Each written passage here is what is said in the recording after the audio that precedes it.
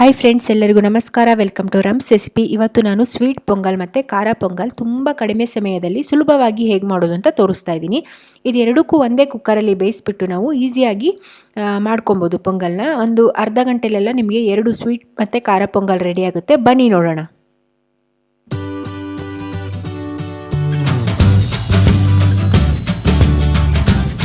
ಮೊದಲಿಗೆ ನಾನಿಲ್ಲಿ ಕುಕ್ಕರ್ ತೊಗೊಂಡಿದ್ದೀನಿ. ಅದಕ್ಕೆ 1 ಕಪ್ ಆಗೋಷ್ಟು ಅಕ್ಕಿ ಹಾಕ್ತಾಯಿದ್ದೀನಿ. ಹಾಗೆ 1 ಕಪ್ ಆಗೋಷ್ಟು ಹೆಸರು ಬೇಳೆ ಹಾಕ್ತಾಯಿದ್ದೀನಿ. ಇದನ್ನು ಚೆನ್ನಾಗಿ ತೊಳೆದ್ಬಿಟ್ಟು ಈ ಥರ ಹುರ್ಕೊತಾ ಇದ್ದೀನಿ. ಒಂದು ಸ್ವಲ್ಪ ಅದು ಡ್ರೈ ಆಗೋ ತನಕ ಹುರ್ಕೊತಾ ಇದ್ದೀನಿ. ನೀವಿಲ್ಲಿ ತೊಳೆದೇ ಕೂಡ ಹಾಗೆ ಕೂಡ ಹುರಿದು ಕೂಡ ಮಾಡ್ಬೋದು, ಆ ಥರ ಕೂಡ ಮಾಡ್ತಾರೆ. ಸ್ವಲ್ಪ ಅದು ಡ್ರೈ ಆದಮೇಲೆ ನಾನು ತುಪ್ಪ ಹಾಕಿ ಮತ್ತೆ ಹುರ್ಕೊತಾ ಇದ್ದೀನಿ. ಇವಾಗ ತುಪ್ಪ ಹಾಕಿದ ಮೇಲೆ ನೀವು ಲೋ ಫ್ಲೇಮಲ್ಲಿ ಅದು ಘಮ ಬರೋ ತನಕ ಹುರ್ಕೊಬೇಕು. ಚೆನ್ನಾಗಿ ಅದು ಹೆಸರುಬೇಳೆ ಮತ್ತು ಅಕ್ಕಿದು ಘಮ ಬರುತ್ತೆ, ಅಲ್ಲಿ ತನಕ ಚೆನ್ನಾಗಿ ಹುರ್ಕೊಬೇಕು. ಅದು ಹುರಿದಾದ್ಮೇಲೆ ಇದು ನೀರು ಎಷ್ಟು ಬೇಕೋ ಇದು ಬೇಯೋದಕ್ಕೆ ನೋಡಿಬಿಟ್ಟು ನೀರು ಹಾಕ್ಕೊಳ್ಳಿ. ನಾನಿಲ್ಲಿ 1:2 ರೇಷಿಯೋಲಿ ಹಾಕಿದ್ದೀನಿ. ನೀರು ಹಾಕ್ಬಿಟ್ಟು ಇದನ್ನು ಚೆನ್ನಾಗಿ ಕುಕ್ಕರಲ್ಲಿ ಕೂಗಿಸಿ 3 ವಿಸಿಲ್ ಹಾಕ್ಸ್ಬಿಟ್ಟು ನಾನು ಚೆನ್ನಾಗಿ ಬೇಯಿಸ್ಕೊಂಡಿದ್ದೀನಿ. ಮೆತ್ತಗಾಗೋ ಥರ ಪೊಂಗಲ್ಗೆ ಯಾವಾಗಲೂ ತುಂಬ ಸಾಫ್ಟಾಗಿ ಬೆಂದಿರಬೇಕು. ಹಾಗೆ ನಾನು ಅದೇ ಥರ ಇಟ್ಕೊಂಡಿದ್ದೀನಿ. ಇದರಲ್ಲಿ ಇವಾಗ ನಾವು ಖಾರ ಪೊಂಗಲ್ ಮತ್ತು ಸ್ವೀಟ್ ಪೊಂಗಲ್ ಎರಡನ್ನೂ ಮಾಡೋಣ. ಫಸ್ಟು ನಾನಿಲ್ಲಿ ಖಾರ ಪೊಂಗಲ್ ತೋರಿಸ್ತಾ ಇದ್ದೀನಿ. ಒಂದು 4 ಚಮಚ ಆಗೋಷ್ಟು ತುಪ್ಪ ಹಾಕ್ತಾಯಿದ್ದೀನಿ. ಇಲ್ಲಿ ಒಗ್ಗರಣೆಗೆ ನೀವು ತುಪ್ಪನೇ ಬಳಸಬೇಕು. ಪೊಂಗಲ್ ಅಂದರೆ ಎಣ್ಣೆಯಿಂದ ಬಳಸಿದರೆ ರುಚಿ ಚೆನ್ನಾಗಿ ಬರಲ್ಲ. ನಾನು ಫಸ್ಟ್ ಇಲ್ಲಿ ಸ್ವಲ್ಪ ಗೋಡಂಬಿ ಹಾಕ್ತಾಯಿದ್ದೀನಿ. ಗೋಡಂಬಿನ ಚೆನ್ನಾಗಿ ಗೋಲ್ಡನ್ ಕಲರ್ ಆಗೋ ತನಕ ಫ್ರೈ ಮಾಡಿಬಿಟ್ಟು ಎತ್ತಿಟ್ಕೊತಾ ಇದ್ದೀನಿ. ಗೋಡಂಬಿ ಇಲ್ಲಿ ಆಪ್ಷನಲ್ಲು, ನೀವು ಬೇಕಿದ್ರೆ ಹಾಕ್ಬೋದು, ಹಾಕಿದರೆ ತುಂಬ ರುಚಿಯಾಗಿರುತ್ತೆ. ಪೊಂಗಲ್ಗೆ ಸಾಮಾನ್ಯವಾಗಿ ಗೋಡಂಬಿ ಹಾಕಿ ಮಾಡ್ತಾರೆ, ಹಾಗಾಗಿ ಹಾಕಿದರೆ ರುಚಿ ಚೆನ್ನಾಗಿ ಬರುತ್ತೆ. ಅರ್ಧ ಚಮಚ ಆಗೋಷ್ಟು ಜೀರಿಗೆ ಹಾಕ್ತಾಯಿದ್ದೀನಿ ಮತ್ತು ಅರ್ಧ ಚಮಚ ಆಗೋಷ್ಟು ಸಾಸಿವೆ. ಇದು ಸ್ವಲ್ಪ ಚಟ್ಪಟ ಅಂತ ಸಿಡಿದ ಮೇಲೆ ಇದಕ್ಕೆ ನಾನು ಇಲ್ಲಿ ಕಟ್ ಮಾಡಿ ಇಟ್ಕೊಂಡಿರೋಂಥ ಹಸಿಮೆಣಸು ಹಾಕ್ತಾಯಿದ್ದೀನಿ. ಹಸಿಮೆಣಸು ನಿಮಗೆ ಖಾರಕ್ಕೆ ತಕ್ಕಾಗೆ ನೋಡಿ ಹಾಕ್ಕೊಳ್ಳಿ. ಅದಾದಮೇಲೆ ನಾನು ಸ್ವಲ್ಪ ಕರಿಬೇವಿನ ಸೊಪ್ಪು ಹಾಕ್ತಾಯಿದ್ದೀನಿ. ಇಲ್ಲಿ ನೀವು ಶುಂಠಿ ಕೂಡ ಸೇರಿಸ್ಕೊಬೋದು, ನಾನಿಲ್ಲಿ ಹಾಕ್ತಾಯಿಲ್ಲ, ಅದು ಬೇಕಿದ್ದರೆ ಹಾಕ್ಕೊಬೋದು. ಹಾಗೆ 1 ಚಮಚ ಆಗೋಷ್ಟು ಕರಿ ಕಾಳು ಮೆಣಸನ್ನ ಹಾಕ್ತಾಯಿದ್ದೀನಿ. ಅದಾದಮೇಲೆ 1 ಮೀಡಿಯಮ್ ಸೈಜ್ ಈರುಳ್ಳಿ ಹೆಚ್ಚಿರೋದು ಅದನ್ನು ಕೂಡ ಹಾಕಿ ಚೆನ್ನಾಗಿ ಹುರ್ಕೊತಾ ಇದ್ದೀನಿ. ಇಲ್ಲಿ ನೀವು ತುಂಬ ಹುರಿಯೋದೇನು ಬೇಕಾಗಲ್ಲ, ಸ್ವಲ್ಪ ಟ್ರಾನ್ಸ್ಲೂಸೆಂಟ್ ಆದರೆ ಸಾಕಾಗುತ್ತೆ. ಇದಾದಮೇಲೆ ಒಂದು ಅರ್ಧ ಚಮಚ ಆಗೋಷ್ಟು ಜೀರಿಗೆ ಪುಡಿ. ನಾವು ಮೊದಲೇ ಜೀರಿಗೆ ಒಗ್ಗರಣೆಗೆ ಹಾಕಿದ್ದೀವಿ. ಇಲ್ಲಿ ಅರ್ಧ ಚಮಚ ಆಗೋಷ್ಟು ಜೀರಿಗೆ ಪುಡಿ ಸೇರಿಸ್ತಾ ಇದ್ದೀನಿ. ಇದರಿಂದ ಫ್ಲೇವರ್ ತುಂಬ ಚೆನ್ನಾಗಿ ಬರುತ್ತೆ ಪೊಂಗಲ್ದು. ಹಾಗೆ ಒಂದು ಅರ್ಧ ಚಮಚ ಆಗೋಷ್ಟು ಅರಿಶಿನ ಪುಡಿ. ಇಷ್ಟು ಹಾಕ್ಬಿಟ್ಟು ಚೆನ್ನಾಗಿ ಒಂದು ಸಲ ಹುರ್ಕೊಳ್ಳೋಣ.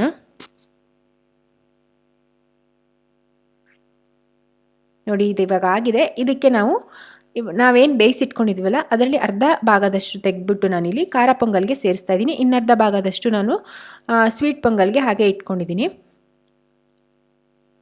ನೋಡಿ, ಚೆನ್ನಾಗಿ ಒಂದು ಸಲ ಮಿಕ್ಸ್ ಮಾಡಿ. ಹಾಗೆ ಇವಾಗ ನಾನು ರುಚಿಗೆ ತಕ್ಕಷ್ಟು ಉಪ್ಪು ಹಾಕ್ತಾಯಿದ್ದೀನಿ. ಅದ್ರ ಜೊತೆಗೆ ನಾನಿಲ್ಲಿ ಕಾಯಿ ಹಾಲು ಸೇರಿಸ್ತಾ ಇದ್ದೀನಿ, ತೆಂಗಿನಕಾಯಿ ಹಾಲು. ಇದ್ರ ಬದಲು ನೀವು ಕೊಬ್ಬರಿ ತುರಿ ಕೂಡ ಸೇರಿಸ್ಕೊಬೋದು. ಕೆಲವರು ಪೊಂಗಲ್ಗೆ ಕೊಬ್ಬರಿ ತುರಿ ಹಾಕ್ತಾರೆ, ಅದ್ರ ಬದಲು ನಾನಿಲ್ಲಿ ಕಾಯಿ ಹಾಲು ಹಾಕಿದ್ದೀನಿ. ನೀವು ಕಾಯಿ ಹಾಲನ್ನ ಇಲ್ಲೇ ಹಾಕಬೇಕು ಅಂತೆಲ್ಲ, ನೀವು ಬೇಯೋದಕ್ಕೆ ಕೂಡ ನೀರು ಬದಲು ಕಾಯಿ ಹಾಲು ಹಾಕ್ಬಿಟ್ಟು ಕೂಡ ಬೇಯಿಸ್ಕೊಂಡ್ರು ತುಂಬ ರುಚಿಯಾಗಿರುತ್ತೆ. ನಾನು ಅದ್ರ ಬದಲಾಗಿ ಇಲ್ಲಿ ಕಾಯಿ ಹಾಲು ಉಪಯೋಗಿಸ್ತಾ ಇದ್ದೀನಿ. ಕಾಯಿ ಹಾಲು ಹಾಕ್ಬಿಟ್ಟು ಚೆನ್ನಾಗಿ ಮಿಕ್ಸ್ ಮಾಡ್ತಾಯಿದ್ದೀನಿ ಒಂದು ಸಲ. ಇದರಿಂದ ಫ್ಲೇವರ್ ತುಂಬ ಚೆನ್ನಾಗಿರುತ್ತೆ, ರುಚಿ ಕೂಡ ಅಷ್ಟೇ ಟೇಸ್ಟಿಯಾಗಿರುತ್ತೆ. ಖಂಡಿತ ಒಂದು ಸಲ ಮನೇಲಿ ಈ ಥರ ಮಾಡಿ ನೋಡಿ.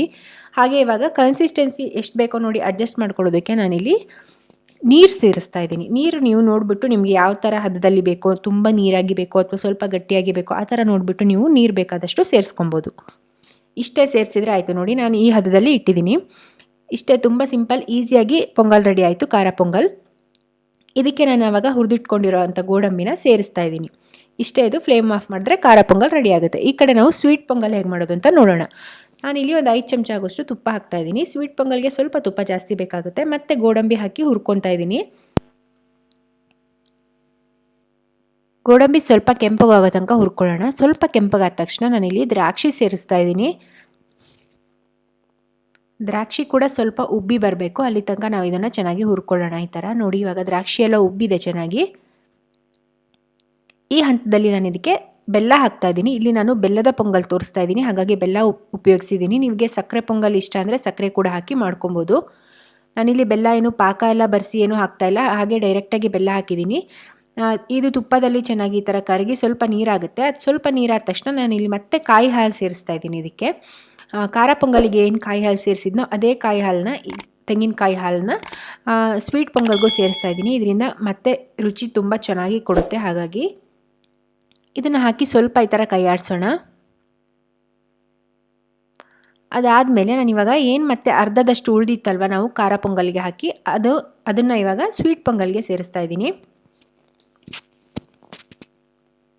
ಚೆನ್ನಾಗಿ ಇವಾಗ ಮಿಕ್ಸ್ ಮಾಡಬೇಕು. ಬೆಲ್ಲ ಜೊತೆಗೆ ಎಲ್ಲ ಚೆನ್ನಾಗಿ ಹೊಂದ್ಕೊಳ್ಳೋ ಥರ ಮಿಕ್ಸ್ ಮಾಡ್ಕೊಳ್ಳೋಣ. ಇದಕ್ಕೆ ಜಾಸ್ತಿ ಟೈಮ್ ಬೇಕಾಗೋದೇ ಇಲ್ಲ. ನಿಮ್ಗೆ ಅರ್ಧ ಗಂಟೆಯಲ್ಲಿ ಖಾರ ಪೊಂಗಲ್ ಸ್ವೀಟ್ ಪೊಂಗಲ್ ಎರಡೂ ರೆಡಿಯಾಗಿರುತ್ತೆ. ಹಾಗಾಗಿ ಒಂದ್ಸಲ ಈ ಮೆಥಡಲ್ಲಿ ನೀವು ಟ್ರೈ ಮಾಡಿ ನೋಡಿ, ತುಂಬ ರುಚಿಯಾಗಿ ಕೂಡ ಇರುತ್ತೆ. ಇಲ್ಲಿ ಕೆಲವರು ಕೊಬ್ಬರಿ ತುರಿನ ಸೇರಿಸ್ತಾರೆ ಸ್ವೀಟ್ ಪೊಂಗಲ್ಗೆ, ಅದು ಬೇಕಿದ್ರೆ ನೀವು ಸೇರಿಸ್ಕೊಬೋದು. ನಾನಿಲ್ಲಿ ಕಾಯಿ ಹಾಲು ಹಾಕಿರೋದ್ರಿಂದ ನಾನು ಕೊಬ್ಬರಿ ತುರಿನ ಮತ್ತು ನಾನು ಸೇರಿಸ್ತಾ ಇಲ್ಲ. ಹಾಗೆ ಇಲ್ಲಿ ಒಂದು ಚಿಟಿಕೆ ಆಗೋಷ್ಟು ಉಪ್ಪು ಸೇರಿಸಿದ್ದೀನಿ. ನೀವು ಯಾವುದೇ ಸ್ವೀಟ್ ಪದಾರ್ಥಕ್ಕೆ ನೀವು ಸ್ವಲ್ಪ ಉಪ್ಪು ಹಾಕಿದರೆ ಅದರ ರುಚಿ ತುಂಬಾ ಚೆನ್ನಾಗಿ ಕೊಡುತ್ತೆ. ಹಾಗೆ ನಾನಿಲ್ಲಿ ಒಂದು 5ರಿಂದ 6 ಚಮಚ ಆಗೋಷ್ಟು ತುಪ್ಪ ಸೇರಿಸ್ತಾ ಇದ್ದೀನಿ. ಸ್ವೀಟ್ ಪೊಂಗಲ್ ಅಂದಮೇಲೆ ತುಪ್ಪ ಹಾಕಲೇಬೇಕಾಗುತ್ತೆ. ನಾನು ಮೊದಲೇ ಸ್ವಲ್ಪ ಗೋಡಂಬಿ ಹುರಿಬೇಕಾದ್ರೆ ತುಪ್ಪ ಹಾಕಿದ್ದೆ, ಮತ್ತು ಇವಾಗ ಒಂದು 5ರಿಂದ 6 ಚಮಚ ತುಪ್ಪ ಹಾಕ್ಬಿಟ್ಟು ಚೆನ್ನಾಗಿ ಮಿಕ್ಸ್ ಮಾಡ್ತಾಯಿದ್ದೀನಿ. ತುಪ್ಪ ಎಲ್ಲ ಇದಕ್ಕೆ ಹೊಂದ್ಕೊಳ್ಳೋ ಥರ ಚೆನ್ನಾಗಿ ನೀವು ಮಿಕ್ಸ್ ಮಾಡ್ಕೊಬೇಕು. ನೋಡಿ, ಇವಾಗ ತುಪ್ಪ ಎಲ್ಲ ಹೊಂದ್ಕೊಂಡಿದೆ. ಈ ಥರ ಚೆನ್ನಾಗಿ ಮಿಕ್ಸ್ ಆದಮೇಲೆ ಇದನ್ನು ಲೋ ಫ್ಲೇಮಲ್ಲಿ ಇಟ್ಬಿಟ್ಟು ಈ ಥರನೇ ತಿರುಗಿಸ್ತಾ ಇರಬೇಕು, ಕೈ ಆಡಿಸ್ತಾ ಇರಬೇಕು. ನೀವು ಒಂದು 5ರಿಂದ 10 ನಿಮಿಷ ತನಕ ಈ ಥರ ಕೈ ಆಡಿಸ್ತಾನೇ ಇರಬೇಕಾಗುತ್ತೆ. ಈ ಥರ ಕೈ ಆಡಿಸಾದ್ಮೇಲೆ ನಿಮಗೆ ಅದು ಸೈಡಲ್ಲಿ ಎಲ್ಲ ತುಪ್ಪ ಬಿಟ್ಕೊಳ್ಳುತ್ತೆ. ಸೈಡಲ್ಲಿ ಮೇಲ್ಗಡೆ ನೋಡಿ, ಈ ಥರ ತುಪ್ಪ ಅದು ಹೊರಗೆ ಹಾಕುತ್ತೆ. ಇವಾಗ ನಿಮಗೆ ಸ್ವೀಟ್ ಪೊಂಗಲ್ ರೆಡಿಯಾಗಿದೆ ಅಂತ ಅರ್ಥ. ಕೆಲವರು ಹಾಗೆ ತುಪ್ಪ ಹಾಕಿದ ತಕ್ಷಣವೇ ಹಾಗೆ ತೆಗೆದುಬಿಡ್ತಾರೆ ಪೊಂಗಲ್ ರೆಡಿಯಾಗಿದೆ ಅಂತ. ಆ ಥರ ಖಂಡಿತ ಮಾಡೋದಕ್ಕೆ ಹೋಗಬೇಡಿ. ಈ ಥರ ತುಪ್ಪ ಅದು ಸೈಡಲ್ಲಿ ಹೊರಗಡೆ ಎಲ್ಲ ಬಿಡಬೇಕು. ಅಲ್ಲಿ ತನಕ ನೀವು ಈ ಥರ ಪೊಂಗಲ್ನ ತಿರುಗಿಸ್ತಾ ಇರಬೇಕು. ಆವಾಗಷ್ಟೇ ನಿಮಗೆ ಟೇಸ್ಟು ತುಂಬಾ ಚೆನ್ನಾಗಿ ಬರುತ್ತೆ.